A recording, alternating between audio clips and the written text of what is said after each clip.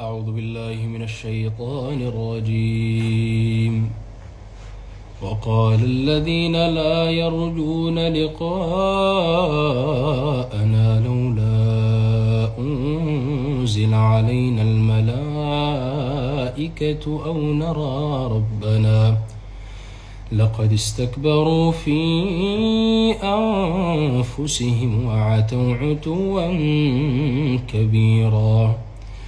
يوم يرون الملائكة لا بشرى يومئذ للمجرمين ويقولون حجرا محجورا.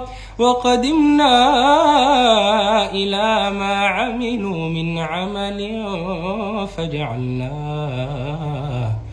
فجعلناه هباء منثورا.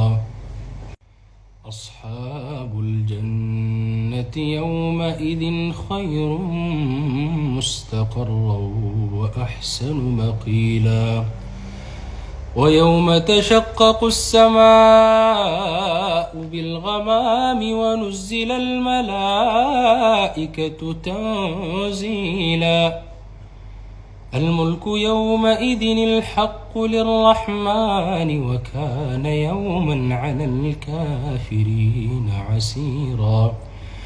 ويوم يعض الظالم على يديه يقول يا ليتني اتخذت مع الرسول سبيلا. يا ويلتى ليتني لم أتخذ فلانا خليلا.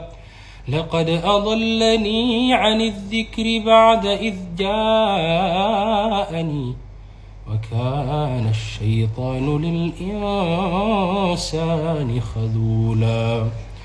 وقال الرسول يا رب إن قوم اتخذوا هذا القرآن مهجورا.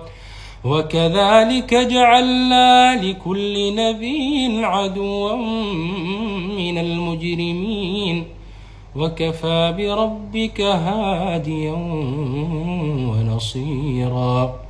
وقال الذين كفروا لولا نزل عليه القرآن جملة واحدة كذلك لنثبت به فؤادك ورتلناه ترتيلا.